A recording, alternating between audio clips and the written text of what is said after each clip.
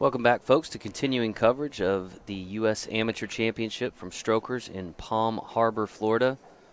This event brought to you by the American Pool Players Association, and our coverage here brought to you by our friends at PoolDog.com. I'm your host, Jason Bowman. Our 12 p.m. round, 12 p.m. Eastern round, set to begin here just in a few moments. We're going to have Ernesto Bayaua out of Tomball, Texas, versus Iain Clarke out of San Diego, California. This will be a race to 7.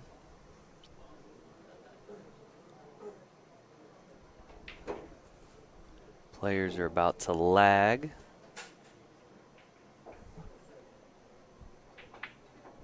Winner of the lag here will have the option of taking the break or choosing the 8-ball or 9-ball format.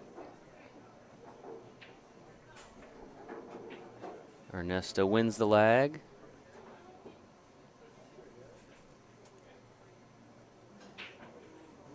And he will take the break. Looks like they'll start in the 8-ball set. Iain will prepare the rack.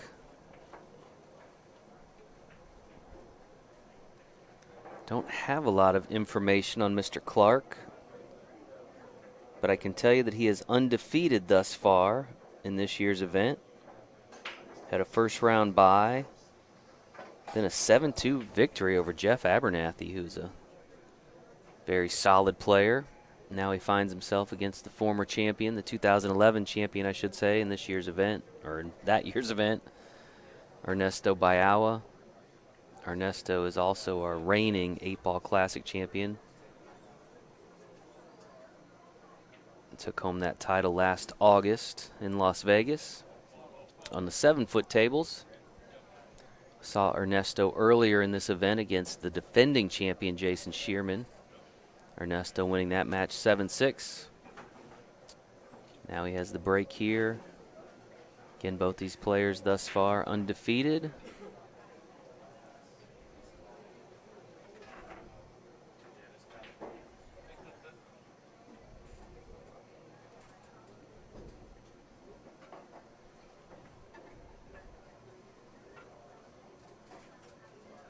Already our third match of the morning here. Now just after the noon hour in Tampa, almost to the noon hour, about 4 minutes away. So a little bit of a head start on this match, which never hurts when you're trying to keep a pool tournament running on time. Hope you folks are having a great Saturday wherever you're tuning in from. Again, we mentioned race to 7 here, combination of 8-ball and 9-ball. We'll see 5 games of 8-ball and up to 8 games of 9-ball, depending on how the score plays out. Already mentioned this is a double elimination tournament, both players undefeated, which means they will both move on after this round. One will continue on the winner's side of the bracket. The other will have to make their way through the one-loss side. You're seeing Ernesto Bayaua at the table in the black shirt. Iain Clarke seated in the background in the gray or silver U.S. Amateur Championships shirts that were given to each of the participants this year.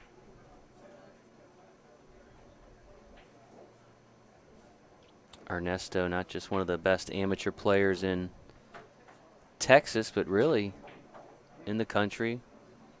He's a multi-time 8-ball classic champion. And as I mentioned a few minutes ago, also the 2011 U.S. Amateur champion. Shooting the high balls here.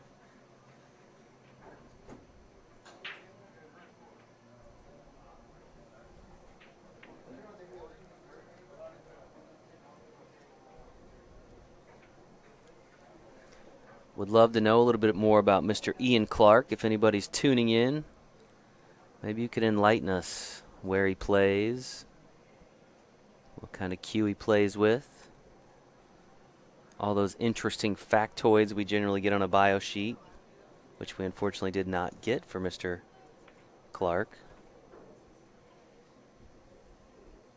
To be fair, we also did not get one for Mr. Bayaua, so we just happen to know him from past history a little bit better.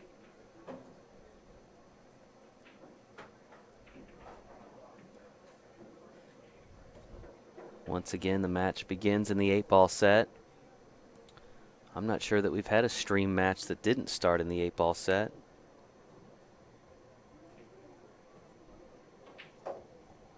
Generally gives both players a chance to get to the table, hit a few balls. This is the first round for both of these guys today.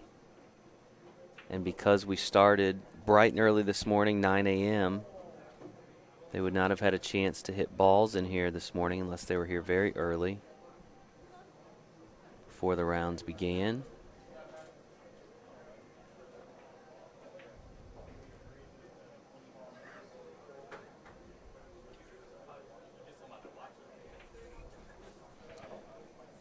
My commentary partner, Jeremy Jones, Double J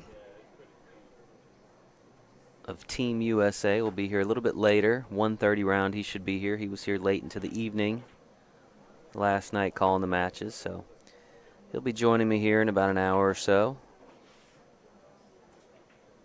I know a lot of folks enjoy listening to his analysis of the table.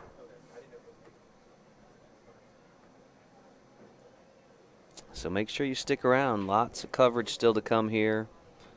All provided by our friends at pooldog.com.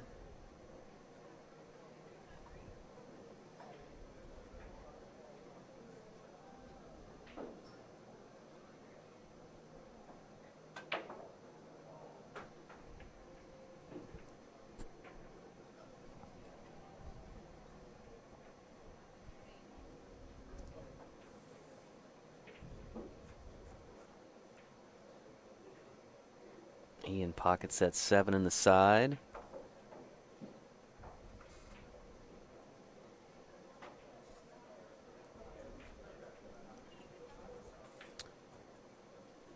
Cannot pocket the 5 in the corner, which will bring Ernesto back to the table.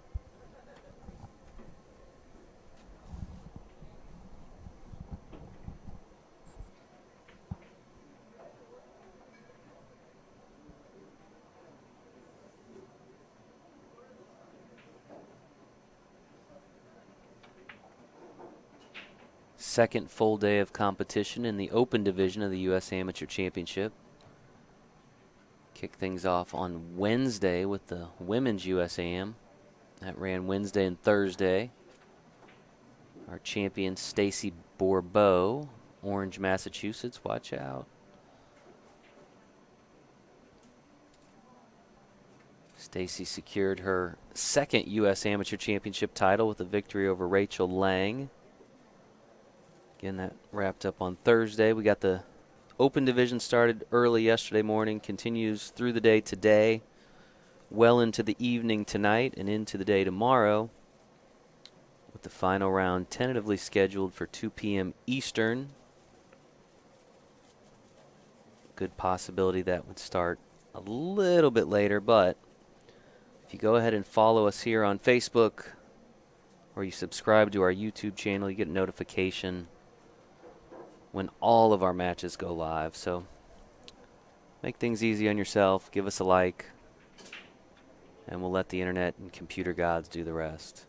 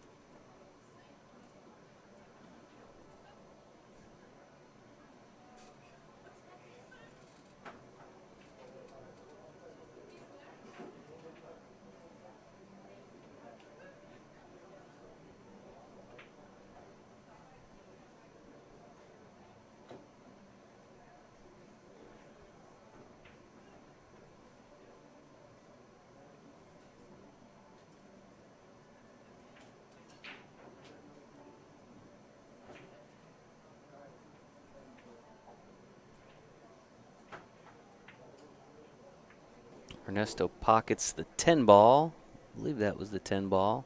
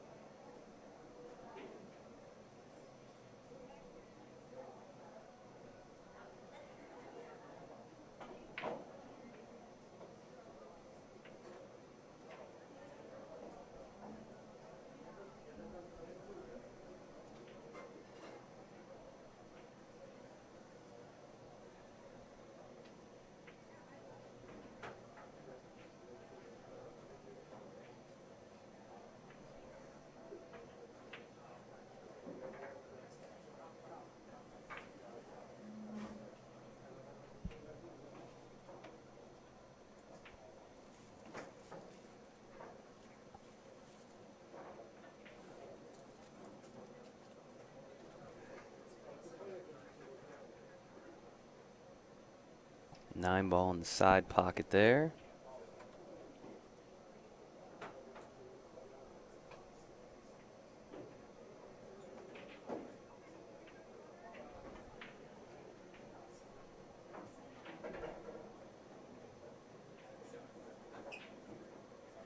Pockets the 12 up top.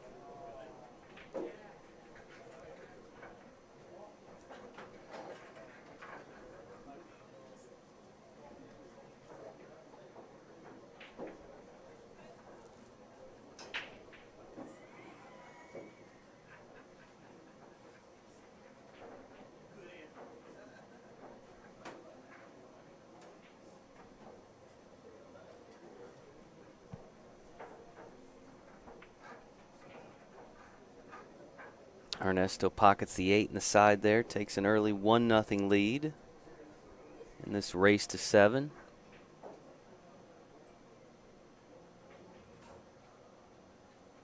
He will have the break once again. And while they prepare the rack, let's hear a word from our friends at pooldog.com.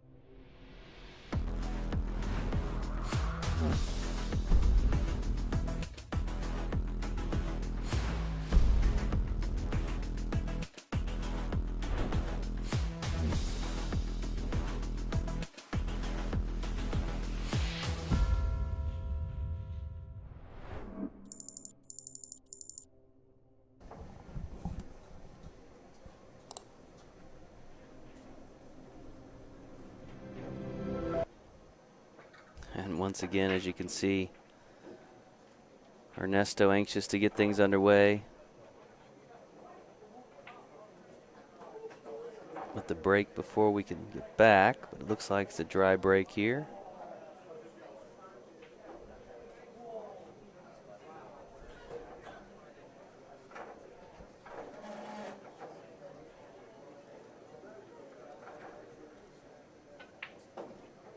This is a matchup of undefeated players, and you can take a look at the bracket over at CompuSport.us.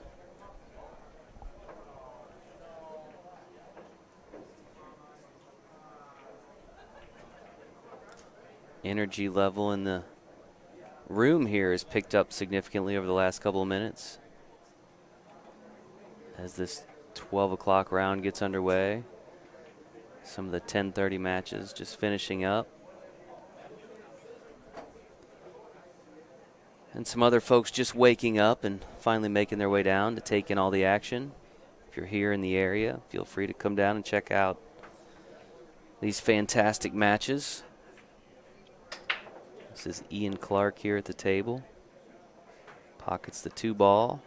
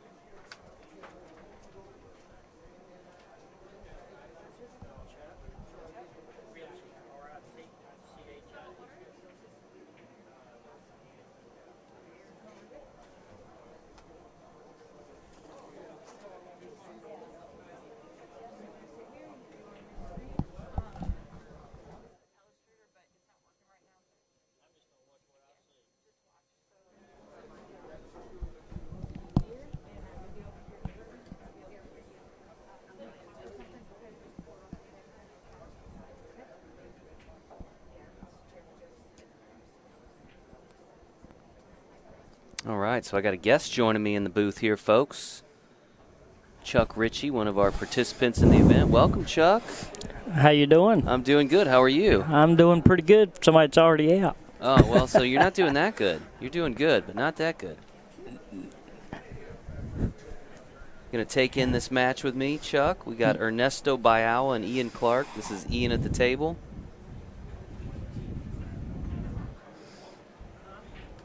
It's good fast cloth, right?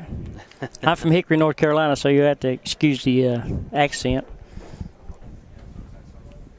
We like a good accent. You familiar with either of these players, Chuck? Ever played either one of them? No, but I've seen the other one play. Now we are scoreless here in this race to 7. Players got started in the 8-ball set, which is probably no surprise to you as a participant in the event. Yeah. That's why I usually say break, because I don't mind playing 8-ball.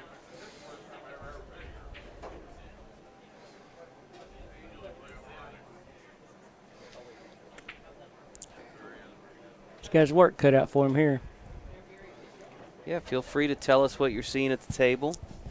Always enjoy having some of the participants up to kind of analyze things, see it from their perspective a little bit better. The way he looked at it, it'll go in the corner.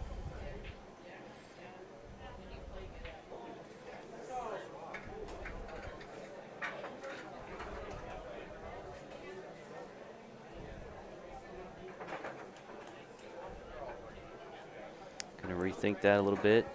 Chuck, you can tell the things have really picked up here at Strokers. The audio level has kind of risen, a lot more folks coming in. Energy level is up. And by the way, it's nice meeting you. I listen to you all the time, so. Well, we appreciate that. How was your tournament experience here? Oh, it was great. It was great. I just come up short, played a good player. Rao. David Rao, yeah, former champion of this event. This your first U.S. Amateur? It's actually my fourth. Fourth time, okay. I've got into this tournament each time I've got in it in the last 20 years, but it's only been 4 times. And where are you from, Chuck? Hickory. Hickory, North Carolina. Okay. So you know Daniel. Oh, yeah. Daniel Gamble. Yeah. Another perennial participant in the U.S. Amateur Championship. I'm sure you guys have squared off a time or two. Yeah. Matter of fact, the tournament we got in to get here, we had to play each other in the finals. He squeaked that out, and then I won my match, and he lost his, but he retried on another attempt and got in.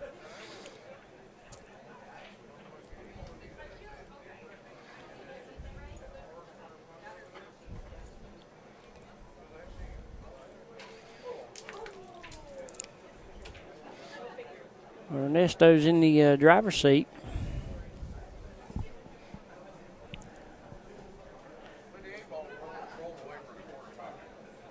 Looks like he's waiting for the side table space to open up there.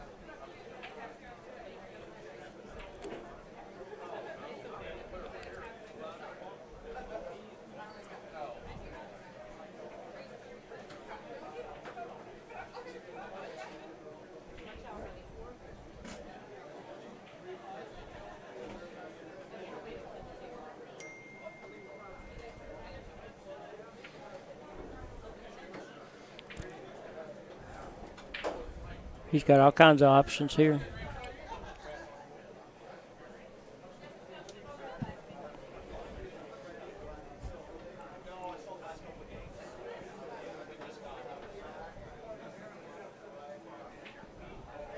Gonna take care of the 9-ball first. Cuts it in that top pocket. He's all right. He's got to get that 14 out of the way. I guess that's no. It's hard to see him on the screen. With those lights, now you can understand yes, sir. how we see things, right? You want the bright lights to avoid the shadows, but it does put a lot of light off the balls, which sometimes makes it difficult. I think that's the 14 tied up with the 8 there. The 10 down is what he's going to. I guess that's the 10, yeah. The 10 down by the lower corner.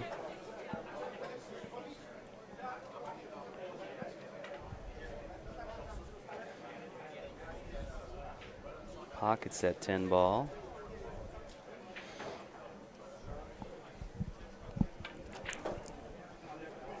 You can see patterns, but then when a player gets in a zone and he can see something that we're not going to see, and he's just going to take his little route.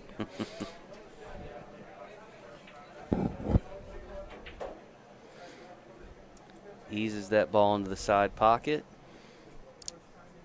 It's nothing for these guys to go to plan B, though. Doesn't bother them. Now he's going to go after that 14. Oh. He was looking at that other ball, I imagine. That can happen sometimes, I'm sure you know, right? A little fortunate, though, in where that 14 came to sit. Right in front of the 7 ball there. Yeah, I don't even know if he can play safe here. He might be able to kick the 7 into the 14 and put it up in the middle and get the cue ball down, but he might just go for the make.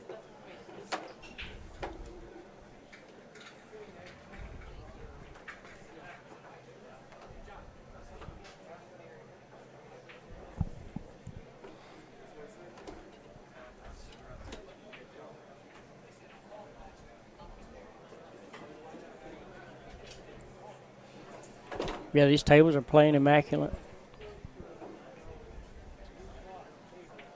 I know they have them covered right before we arrive, just enough time to get a little play on them.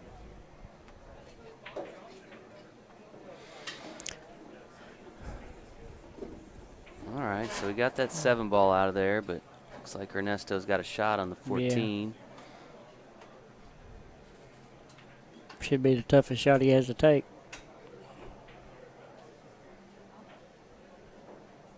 No problem there for Ernesto. Where is he from? Ernesto's out of Tomball, Texas. Okay.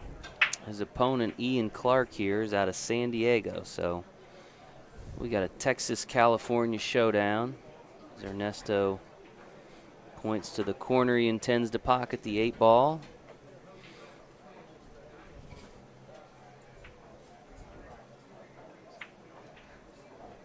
And he pockets that ball with ease. Good speed. Look where he left the cue ball in case he didn't make it. And that'll give him a 2-0 lead.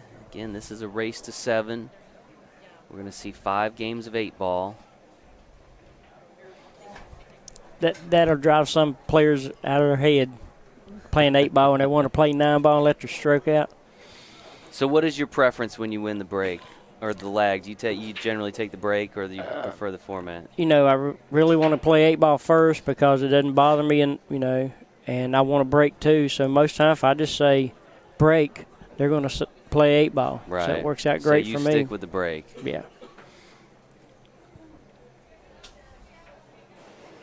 I think I've only seen one match on the stream where the winner of the lag deferred and decided on the format. That was Carlos Gomez, I believe, yesterday. Opted for 8 ball, but gave the break up to his opponent, Henry Brote. Worked out pretty good for Carlos as he went 5-0 in the 8 ball set. So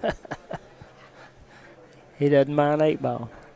All right, Ernesto with another dry break. We've seen a lot of dry breaks on this table, Chuck. I don't know if you've been paying attention to any of the streaming, but quite a few dry breaks today. I had a few myself. Yeah.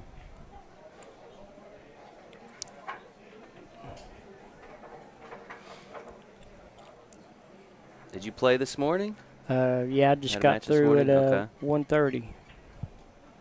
No, 9 o'clock. I played 9 o'clock match. 9 o'clock, 1:30. It all seems the same when we're playing pool, right? I went and got me some practice last night, and that cost me a little bit of sleep, but guy just played good.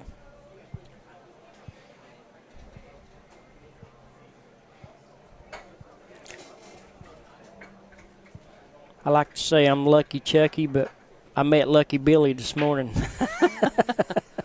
Lucky Chucky met Lucky Billy.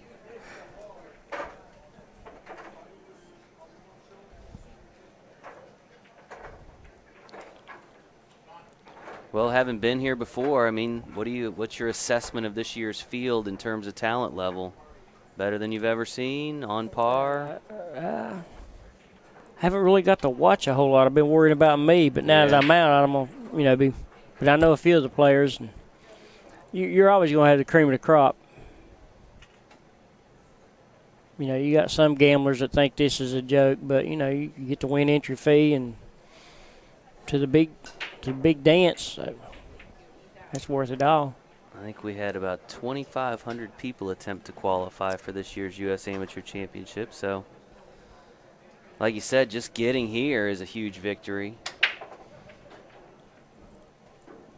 Taking your game on the big stage, if you will. Mm-hmm.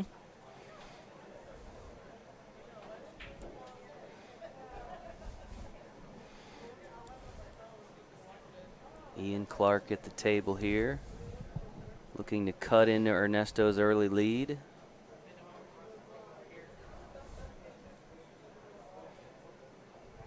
You definitely don't want to let a guy like Ernesto get too far ahead. It'd be a tough hole to climb out of. He doesn't play bad from behind either.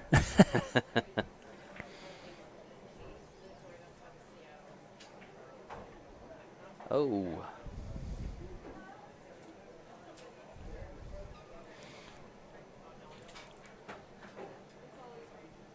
I've never been one to give up. You know, you could have me down 7-0 in a race of 7. I'm still going to be trying. You know? I can't stand to see somebody give up.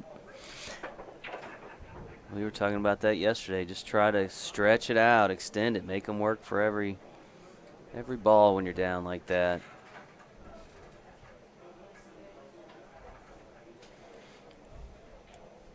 Met some older players, too, in here.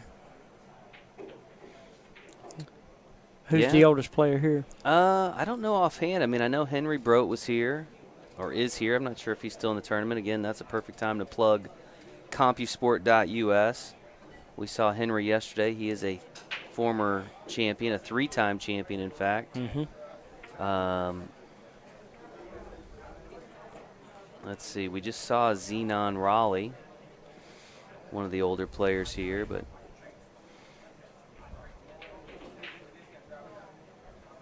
looks like he's going for the 3 ball.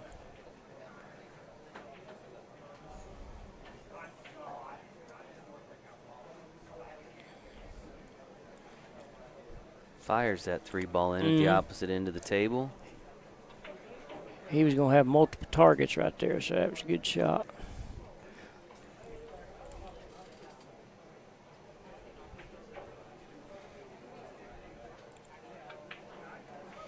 Yeah, somebody gets a big lead on you in 8 ball, and then you go to 9 ball. It's a tough day.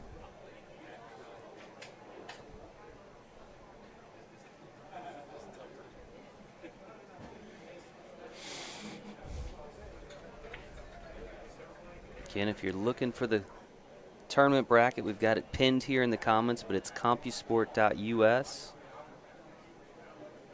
It's a good way to track all the players in this year's event, find out who's still in, who's already gone, where they finished. I think it's even got the score of their matches. So, wow, I could be possibly dead last, couldn't I? 1-2. Did you go 2 and out? Yeah. 2 and out? Well, yeah. We were just mentioning, the defending champion, Jason Shearman, also went 2 and out in this year's event. So I don't know if that makes it feel any better, but probably not. Hey, but, I mean, it's the level of play here, you just never know. I like to play good players, and I got my first one Rao, and then after that, the other guy, he played decent. Yeah, David's a tough go. He's a guy that we see here pretty much every year. David Rao out of Birmingham.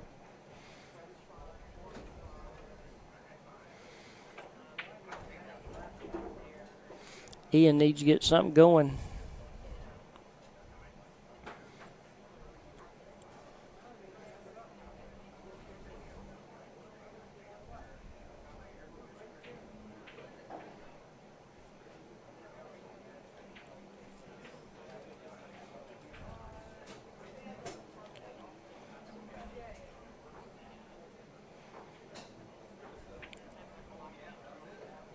He might even like to go for the side.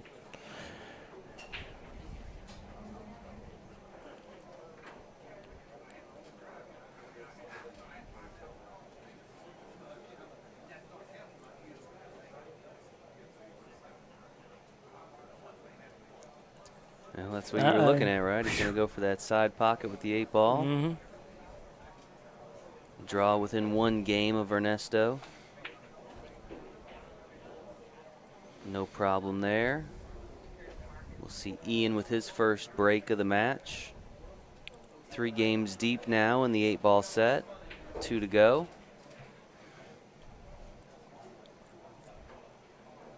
So aside from the tournament, Chuck, have you been able to enjoy any of the outdoor things that Florida brings in February? The nice weather, the sunshine, anything like that? We got here Monday night, and the wife has had me going nonstop. Yeah, a little vacation yeah, for her. It's Pool been tournament great for you, the best of both worlds, right? Yeah, when we lost yesterday, we left from here to sit out and play till the next morning. So we went to Clearwater and went to the aquarium. Had a ball. Nice. Well, happy wife, happy life, right? Yeah, the old saying it helps. goes, so It really helps. if you're going to leave North Carolina for a pool tournament, you might as well bring her on vacation at the same time. Smart man. She plays herself. Oh, nice. Yeah, she's been a 7 for about 4 or 5 years. Oh, I think, wow. in APA. She try to qualify for this No, event? No, she's been working, and she said she's going to try next year. So Well, you guys push probably her. make a heck of a doubles team, right? We could. I guess you're both rated a little too high to play together too often, though, huh? Oh, yeah.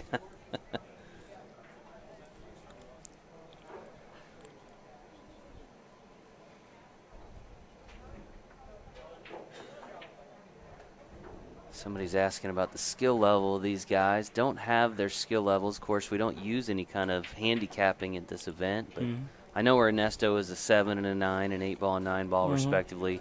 Not sure about Iain, but my guess is he's probably the same. And then once you get in the 7-ville, you have some strong 7s and you have some 7s, you know. So I would at least put Ernesto at the top level Oh, of the yeah. 7s again. You don't take any of them for granted. On any given day, right? But when you run into Ernesto, you figure it out really quick that every shot counts. Yeah.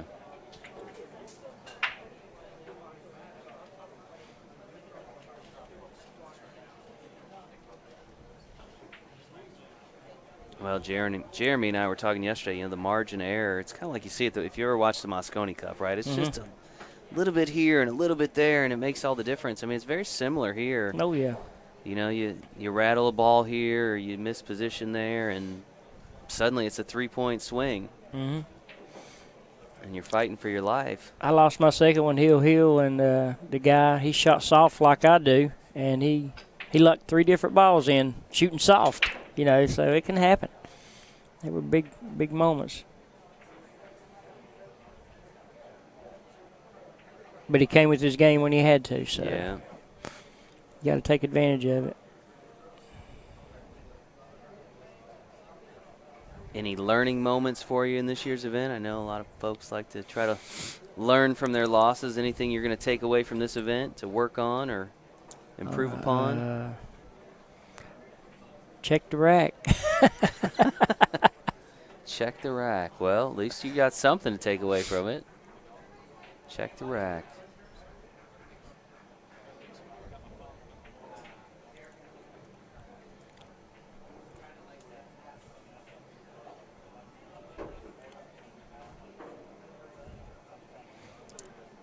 Yeah, I got on the hill and he racked them. And he racked them good the whole time. And I'm not saying he didn't give me a good rack. He said it must have rolled off because as soon as I hit him, we could tell something wasn't right about it. He was apologizing. I said, well, we can't do nothing about it now, so it's no big deal. But it was. I think he ran out. Or won the game, so it didn't matter. I was just happy to get on the hill. Yeah.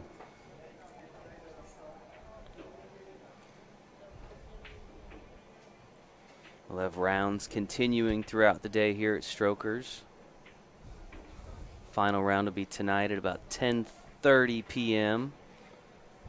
Again, Jeremy Jones will be here for the 1:30 round. And I believe he'll be here late into the evening.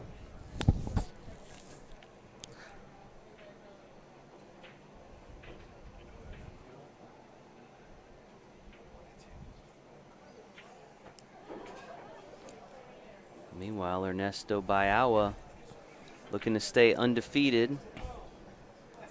Looking to extend his lead in this match.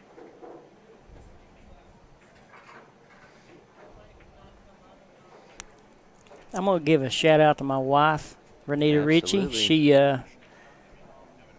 tomorrow will be our 29th wedding anniversary. 29th anniversary. Well, congratulations. And this kind to of you worked guys. all out good for us. Yeah, perfect trip for Yeah. the anniversary. So, well, congratulations. Thank you, sir. That's 29 years is no easy chore. I'm going to celebrate my 10th next month with my wife. So, to imagine going 3 times longer, that's pretty impressive.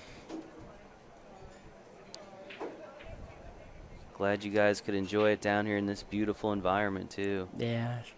I don't know that I've ever been to a tournament in a place as beautiful as the Tampa area. It's really fantastic. I think it's 40 degrees back home Yeah. right now. We got some sleet earlier this week in St. Louis that I was happy to avoid. My wife was not so fortunate, though. She's back home with the kids, so dealing with the snow days. Yeah. We got one. He's grown. He's Yeah. 25, so.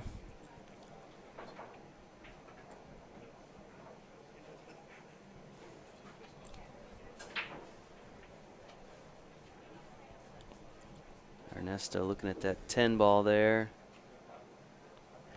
He must got a little straight on it.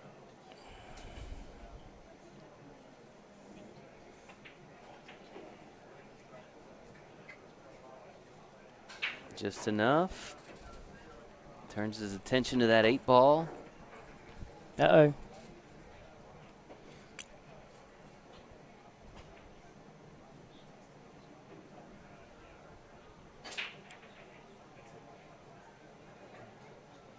Another soft touch as he rolls that 8 in the corner. Takes a 3-1 lead.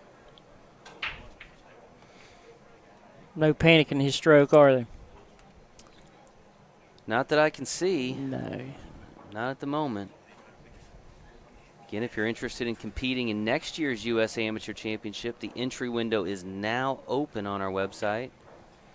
It's simple enough. You go online, you sign up, plan to participate in a preliminary round in the fall, and the top participants in the preliminary rounds advance to the championship rounds. So your journey starts by getting signed up. Take a leap. Chuck took a leap. How many times have you tried to qualify for the amateur, Chuck? I know you said you've been here 4 times. How many times? 4 have you played? times. Oh, so you've played in a preliminary Yeah. 4 times. You made it all 4 times. Yeah. Good for you. Good for you. That's no easy chore. I wish I'd have did it every year. You know, it would have made it a little easier, but.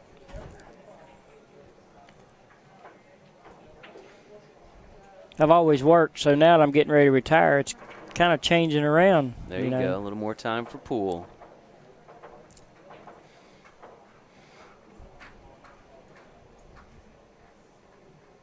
It's a race now, which is the body or the mind.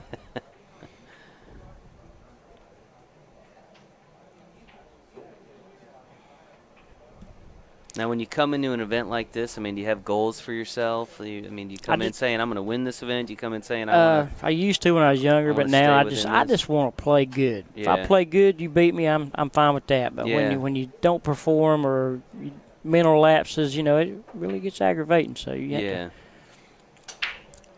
I need to pick up my mental game. So I can take that out of this tournament too.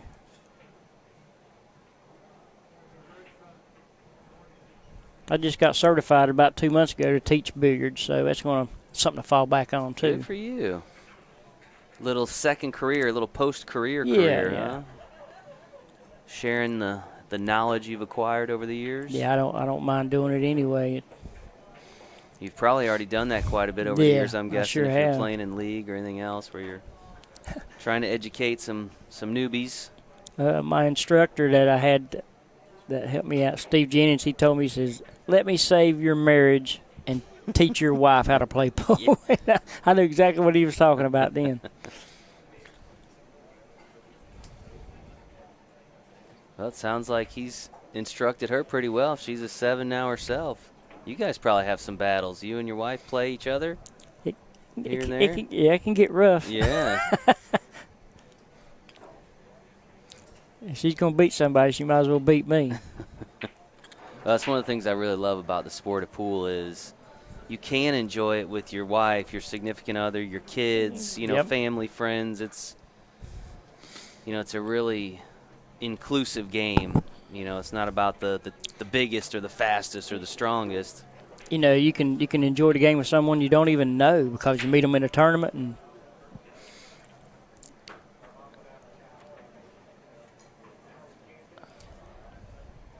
Yeah, and I've met a lot of pool players in my time in this business, and they're, for the most part, all very good people. I mean, you do find a few knuckleheads here and there along the way, but, more often than not, you run into a pool player, they're going to bend over backwards to help you out or do what they can, and you got to love that about the way that it brings people together. Yeah, they've got a bad rap, haven't they, in the years, pool players.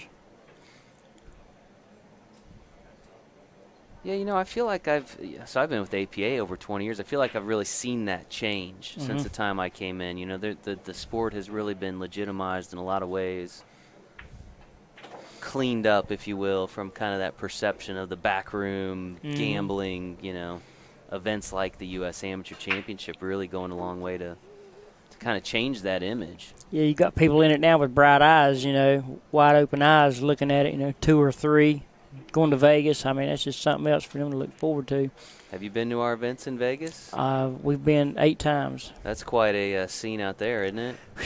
Nothing like walking in that room for the first time. 20 Right. years later, I've never forgotten what it's like to walk in and see pool tables about as far as you can see.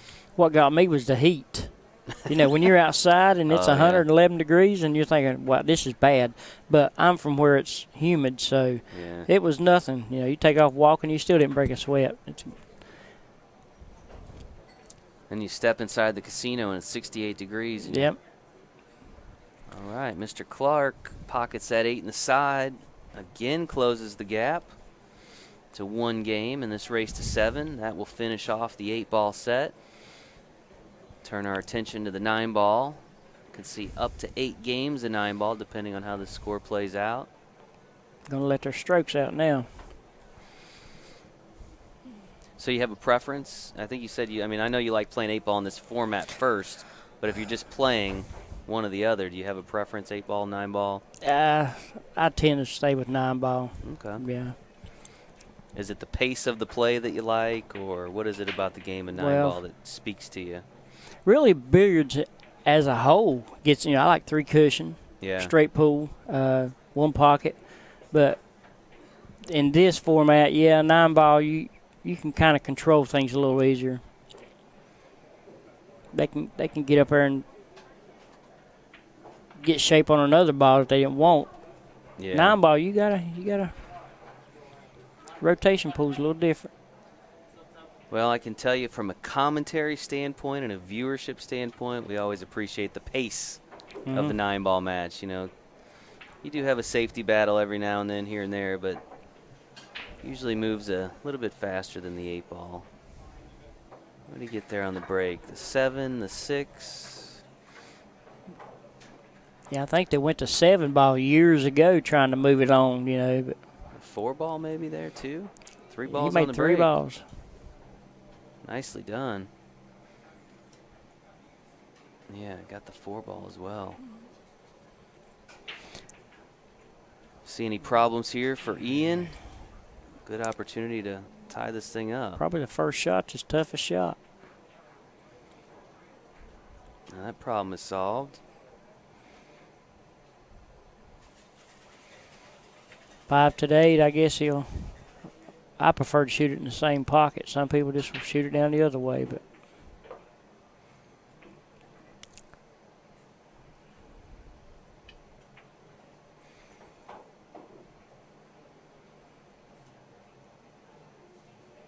This could be funny.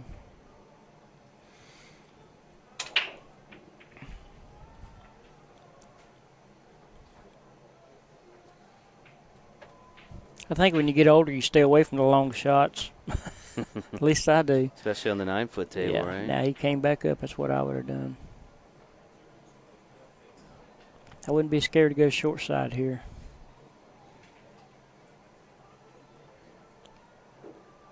Yeah, I wish I had some more information on Iain. Again, I don't know if he's played in the USAM before or not. I don't have a lot of info on him. I was hoping maybe one of our commenters would give us a little insight on Iain, but haven't heard a whole lot there either. But he's holding his own here against Ernesto. Now tied at 3 games apiece, and he will have the break.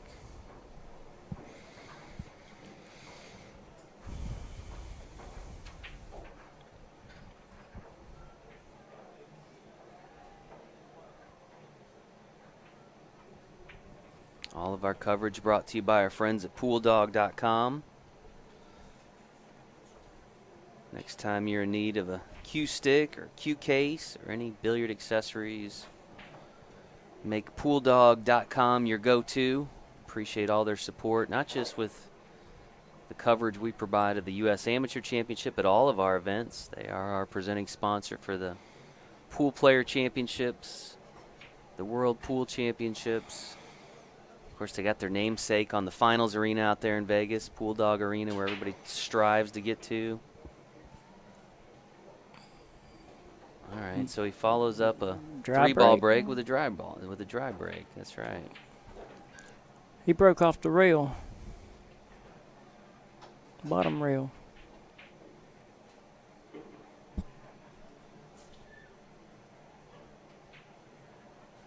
What do you see here, Chuck? I mean, he's got a good shot on the 1, but that 2 ball is going to be a little bit of an issue, huh?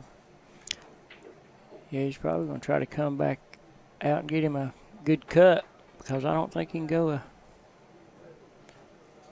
can't tell the angle. I see what y'all mean by the angles, but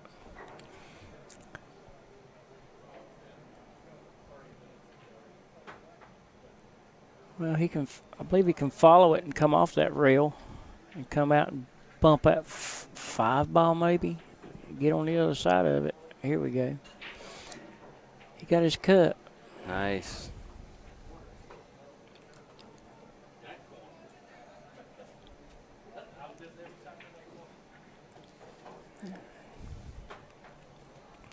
Going to watch scratch here.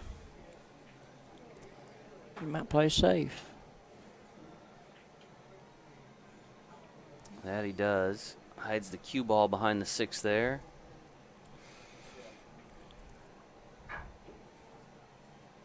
Got the 4 there as a blocker as well.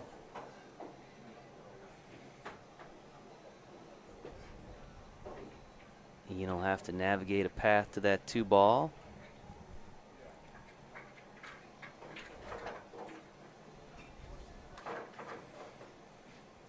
I like kicking that at 3 rails.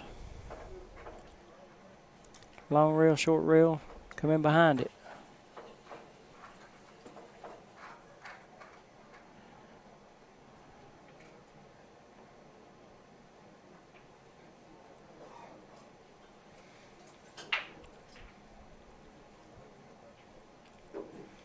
Well, at least he doesn't have to worry about shape.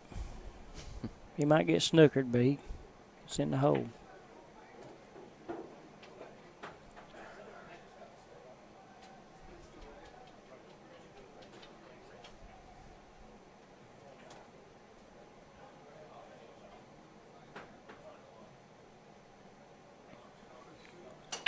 That's why he put the pace on it. He didn't want to get stuck behind all that. Yeah, so he'll give ball in hand to Ernesto here.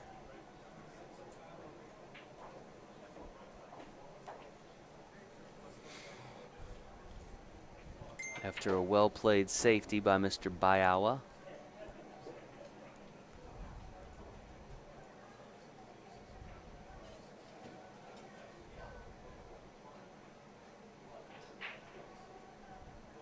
Pockets the 2 in the corner.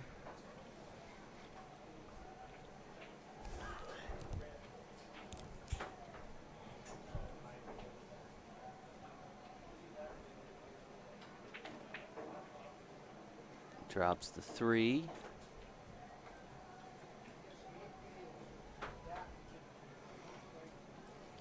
can see Iain getting out of his line of sight. Sportsman move there.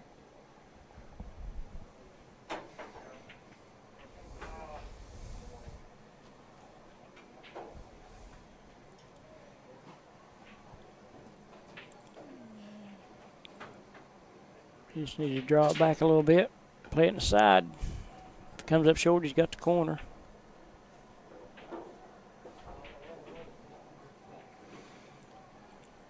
Four in the corner.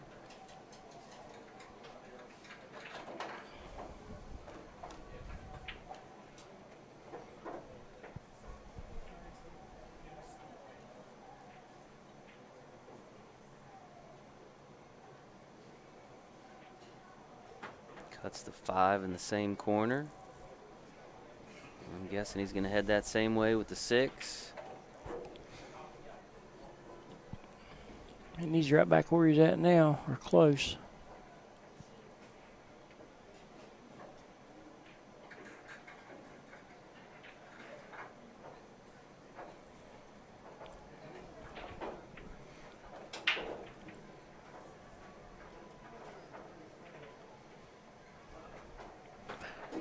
Looks like he's using a 3-finger grip almost on his stroke.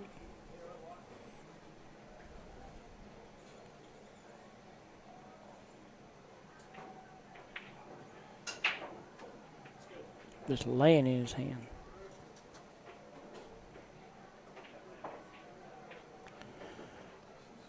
Watch out. Mm-hmm.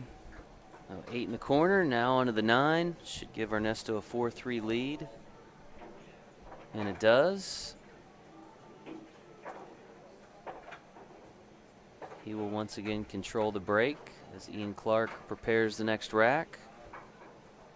Again, this is a race to 7. We are on the undefeated side of the bracket, so both players will move on regardless of the outcome here. One will just have to take a little bit longer path through the one-loss side of the bracket. The heart attack side of the bracket. I don't like to call it the loser side, so I'll call it something else. Make sure you're following us on all of our social media platforms. Of course, a lot of you folks tuning in here on our Facebook page. Make sure you give us a like or a follow. That way you get notifications when we go live. Not just throughout the rest of the U.S. Amateur Championship, but anytime. Ernesto once again with the break.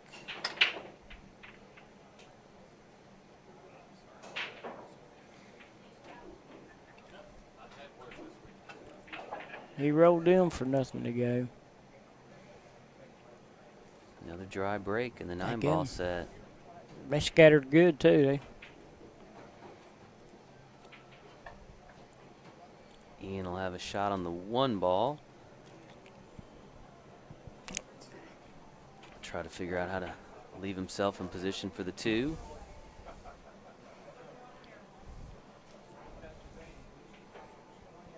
You know, I backed out of my break probably 20%, and I pocketed balls, but you just can't make yourself keep doing it. I mean, I don't have the control they have. They can hit the same speed, but these fast ones, you can back out quite a bit.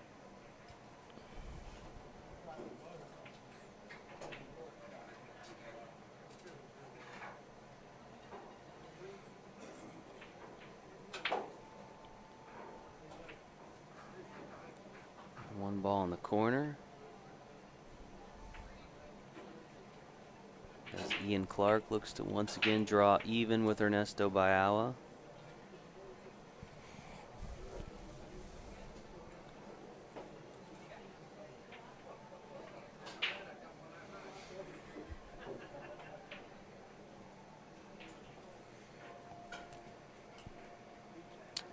Oh, James Edmondson, thank you for the information here.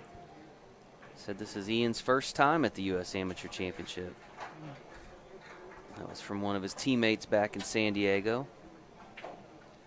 So he's had a nice little run thus far in this year's USAM for his first time. Certainly doesn't seem overwhelmed here. His pace is fine.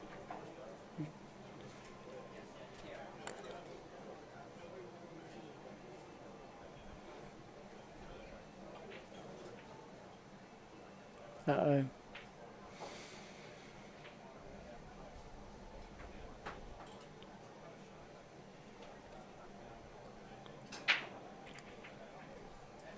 Again, if you're just joining us, you're watching coverage of the U.S. Amateur Championship. We are at Strokers in Palm Harbor, Florida. Part of the Tampa metro area, just across the bay from downtown Tampa. Haven't been outside much, but looks like another beautiful February day here in Central Florida on the Gulf Coast. Trouble.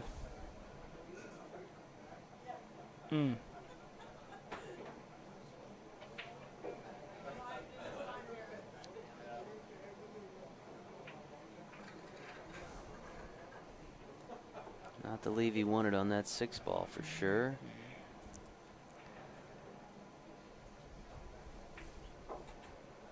Right up against that rail. He's going to kick the way it looks.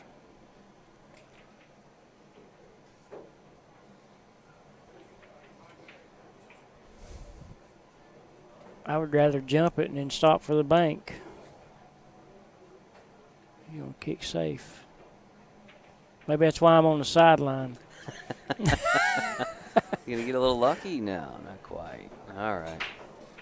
Well, he gets a good hit on it, but unfortunately, looks like a very makeable ball here.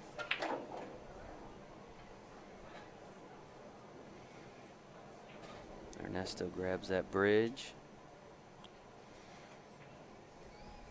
Well, maybe not. He's kind of up on that rail, isn't he?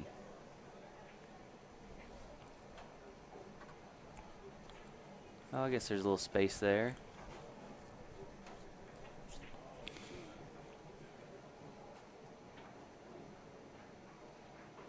Yeah. Drops it right in. Nicely done.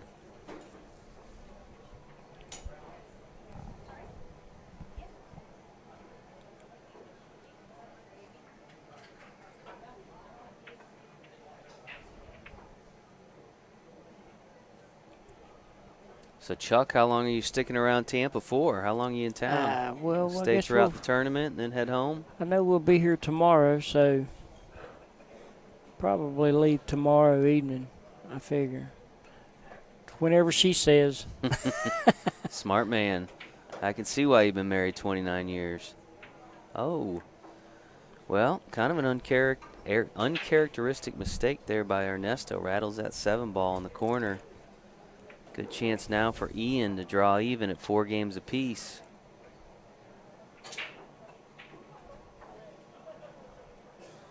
We have seen that particular pocket give several players issues. Your buddy Dan Campbell even commented on the stream, said it was extremely tight, that particular pocket. So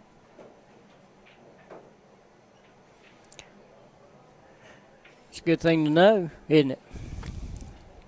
Get you a tough shot on, or leave them a tough shot on that hole. Mm-hmm.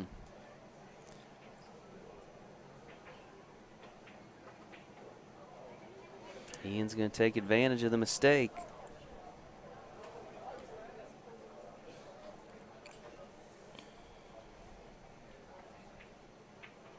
Pockets that 9, all tied up here on the main table at Strokers.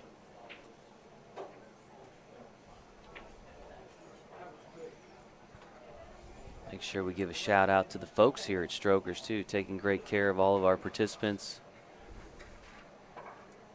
Well, their staff here just keeps moving all the time. I'm always seeing them moving just constantly. Exactly. I mean, you got no reason to not have something to drink or eat because they're on top of you. That's a full house right now here at Strokers too. I don't see hardly an open seat.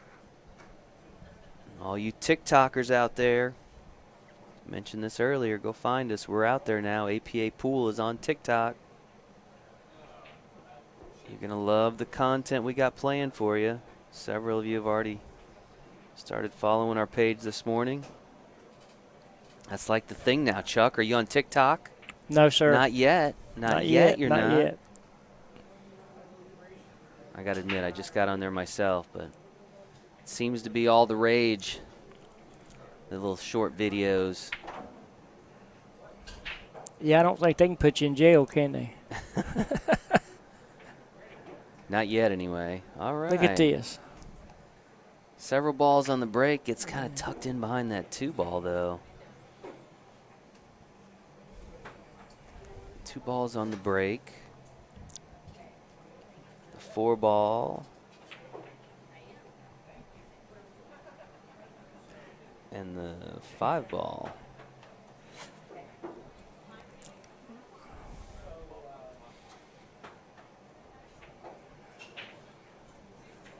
I don't like pushing right here.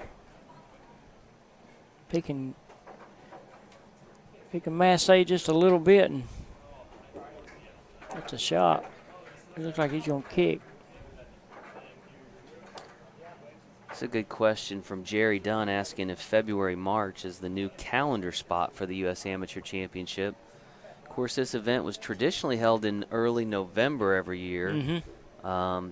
COVID kind of shook that up for a bit, and so last year we were here in March, this year in February. But we are looking at that to try to figure out if it's going to stay this time of year or if it's going to go back to the November time frame. And big part of that just is our overall tournament calendar, when things happen. And, you know, whereas you guys just kind of come out to the events when they're in Vegas or here in Tampa, those events are kind of ongoing all year for us, and there's always a build-up and certain things that have to happen. So we need to take a look at the calendar and figure that out. But as soon as we know, we'll share that with you guys. But what I can tell you is September preliminaries will continue. So if you're interested in playing, next September would be the preliminary rounds.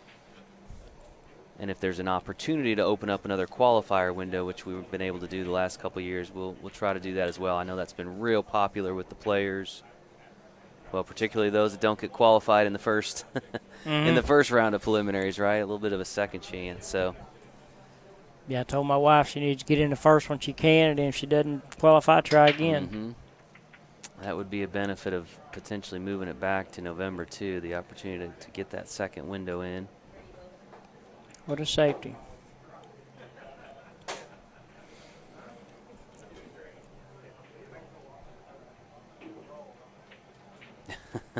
Jerry said it's cold in Philly for November or February, March, so he's good with either. I'm kind of the same way, Jerry. St. Louis is not much better. I mean, I could make a case for both. November, you kind of get that warmth right before winter sets in, and come down here February, March, you head back. You don't have hopefully not a long stretch of winter to go, and you kind of hit spring. So I'll take it either way as long as it's somewhere warm. You know, February, anywhere you're at in the United States, it could be a snowstorm and cause you not to get here. Yeah. But November, you got a shot. Yeah. The weather definitely a little dicier in the winter months, no doubt. And I'm sure that will play a part in the decision making. What's the scratch?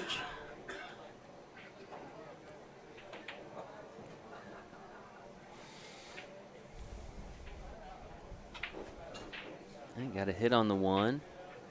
Avoided the scratch, as you mentioned. He got a little close there, but Ernesto will come back to the table.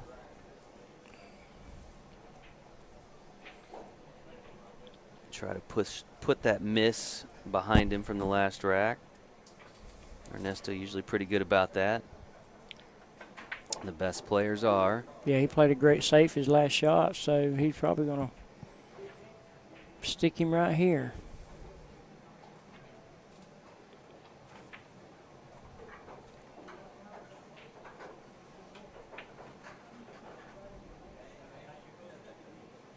About an hour into this match.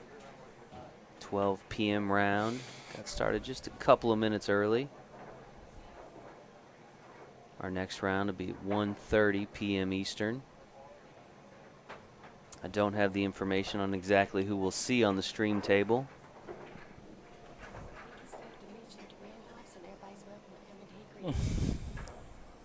There's Mrs. telling me what to say. Saying hi to all the folks in Hickory. Yeah. She's inviting everybody to get on down to Randolph. Yeah. Yeah, we play out of Randolph's in Hickory, North Carolina. So.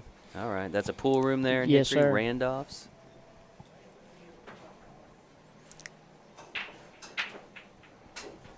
Played league out of there for almost 20 years. Wow. And what's their setup like there? 9 foot, 7 foot, Yeah, lots of 9 them? foots. All 9 foots. Yeah. They got a few 7-footers, Yeah. but just for somebody else to play on. Okay. So you play league on 9-foot tables. Mm-hmm. Yeah, you know, North Carolina, I know a lot of our markets down there have the 9-foot tables, which is kind of unique in terms of league play, at least, for sure. Happy anniversary, by the way. Thank you. Miss Ritchie was joining us in the booth here.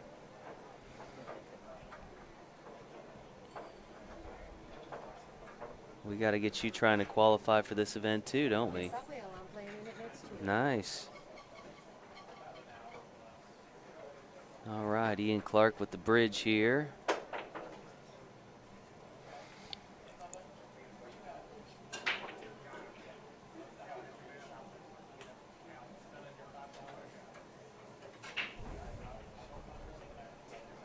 Plays the safety there. Mm-hmm. He's got a solid game, Ian.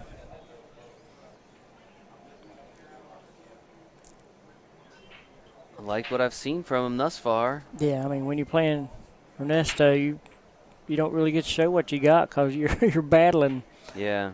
hanging on for dear life.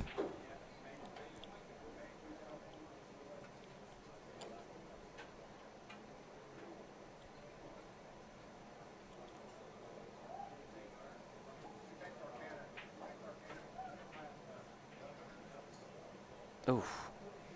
Well, he got back to the 1 and he Got away got with it. rewarded for it too, didn't he? Mhm. Almost pocketed it, but left it behind that 2. So safety battle here.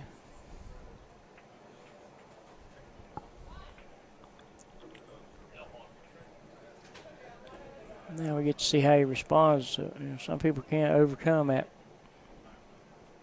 Getting a few bad rolls.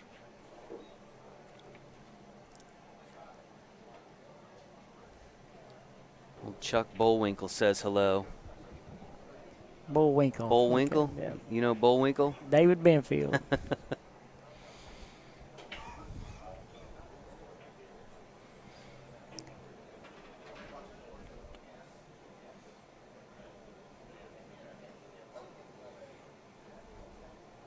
All right, Ian trying to find a path to that 1 ball. Let's see if he got the right angle. I figured he'd put some pace on it. Yeah, he missed it. That's going to give ball in hand to Ernesto here. With a lot of room to work.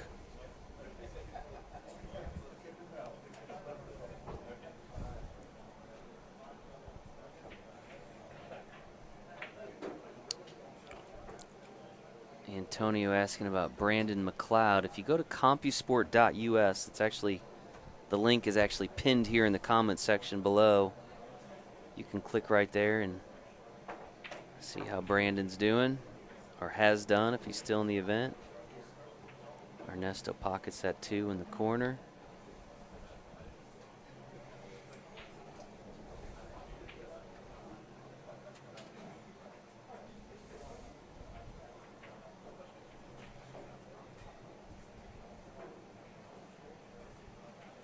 Three ball in the opposite corner.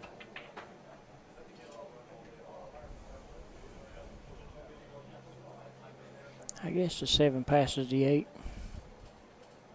Yeah.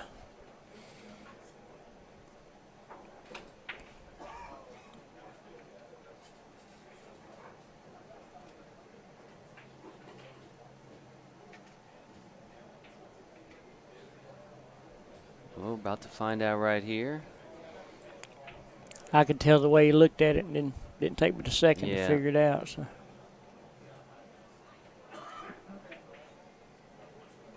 I figured it was probably tight, but it would go. He squeaked it.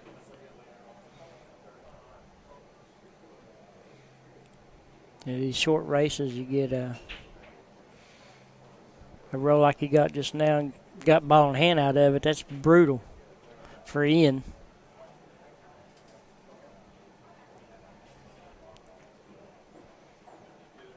All right, the space clears. Ernesto on the 9 ball here to regain the lead.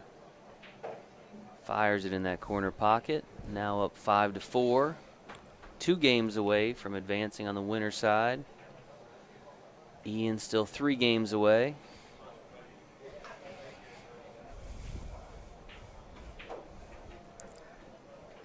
If you're interested in becoming an APA league operator, there's still not a lot of markets available. It's still some markets available out there. You can go to our website, get more information on what that entails. But if you love pool, if you love organizing things and talking to people and kind of running the show, might be the career you've been looking for. So check us out on our website.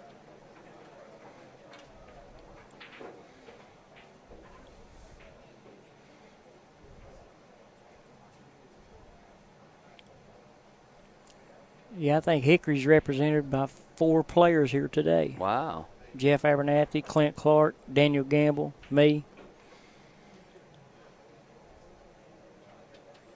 I think Iain handed Jeff his first loss. Jeff Abernathy, I think I saw on the CompuSport bracket, and like you said, Jeff is a strong player. I think he was on the Masters team that won back in August.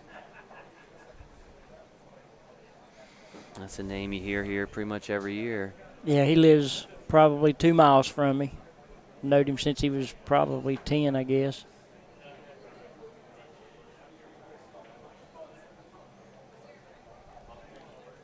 The old sparring partner, I guess you could say. Nice. What do they say? Iron sharpens iron. Is that the saying?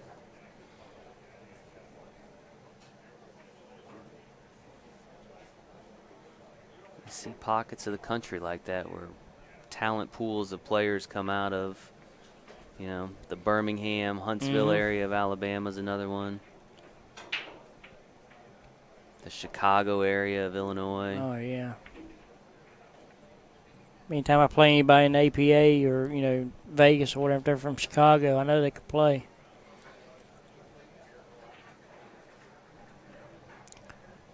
Good shot. He's out.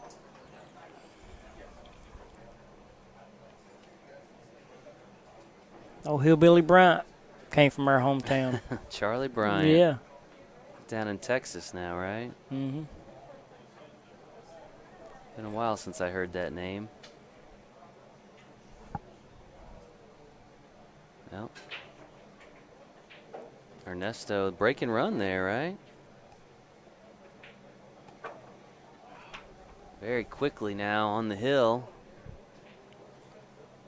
Needs just 1 game. And he will hold the break once again.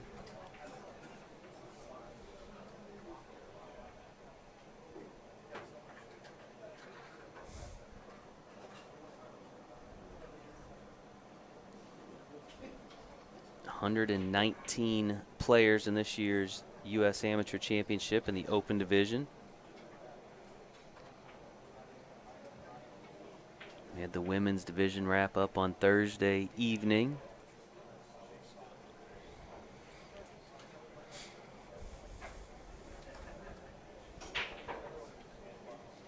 Got that 9-ball moving.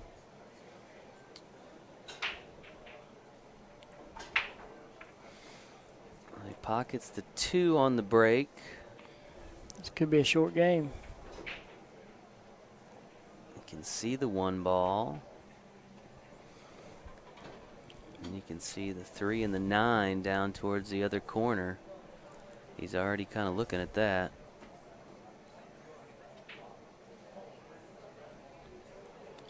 Looks like he doesn't have to do anything, just draw it straight back. I can't tell if he has to hit them, but if he does, it's going to come back out to the middle anyway. Got to cue up over the 9-ball a little bit.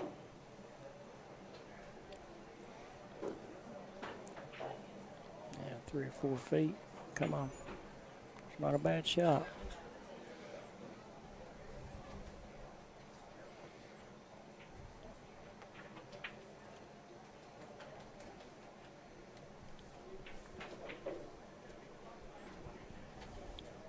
What do you think here, Chuck? Well, he's got to stay away from the scratch, so center ball English just hard enough to.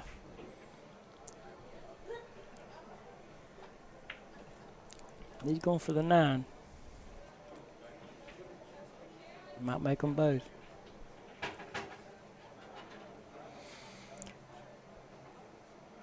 He knew he was going to have some separation, but he didn't want to fall in a hole like that. Leaves a lot of blue there. I try to take the 3 ball out of the equation. If I'm going for the 9, I just forget about the 3, because if you start trying to make them both, miss out on both of them. So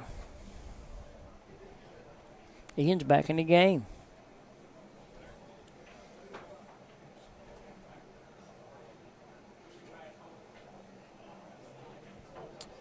Well, he doesn't pocket the 3, but he draws it out of the pocket. It makes things a little more difficult on Ernesto here. You're going to put him behind that 4 ball down there. If you don't scratch. Watch out. Right in the pocket.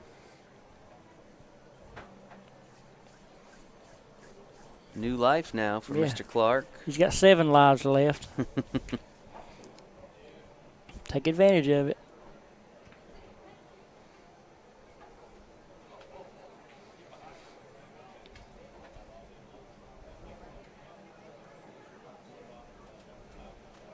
I got some friends tuning in.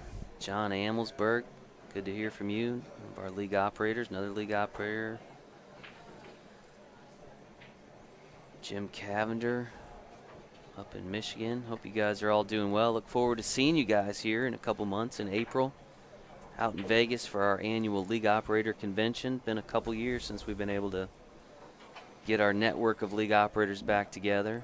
So it'll be good to be reunited with everyone. Oh no. Yeah, this. Well, if he had 7 lives, I think he used 6 of them there. Yeah, that was brutal.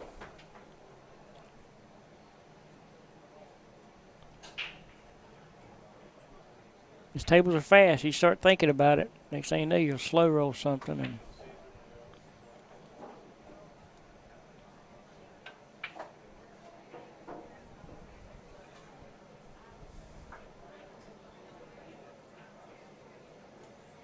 Four in the corner.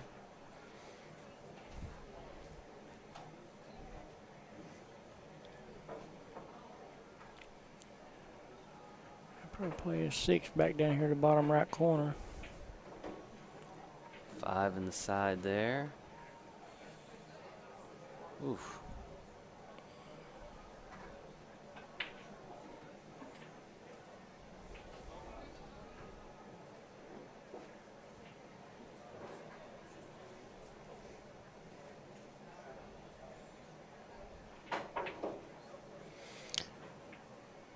That was a good shot.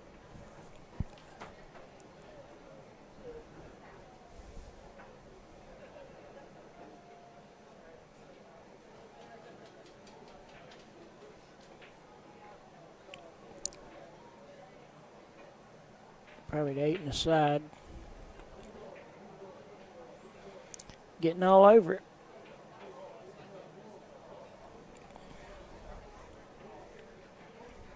Ernesto with a couple nice shots back to back. Good position now to finish this match off. Gonna regroup a little bit, throw a little extra chalk on the tip. Take one last deep breath. I prefer to take the 9 on the side. He's probably going to back up and put it in the corner. Let's see. You're going to go to the side.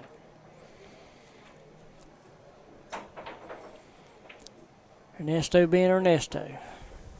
Pockets at 9 on the side, folks. Ernesto Bayaua takes this match 7-4 over Iain Clarke. He will continue on the winner side of the bracket. Iain Clarke will move to the 1-loss side. Still in the tournament. Will have to navigate his way through a couple more matches there if he's going to find himself in the finals this year. But for now, we're going to say goodbye. I'd like to thank Chuck Ritchie for joining us. It's been a pleasure to meet you and to have you on, and hopefully you enjoy the rest of your time here in the Tampa area. And for the rest of you folks, we'll be back here in just a little bit with continuing coverage of this year's U.S. Amateur Championship. Thanks for tuning in.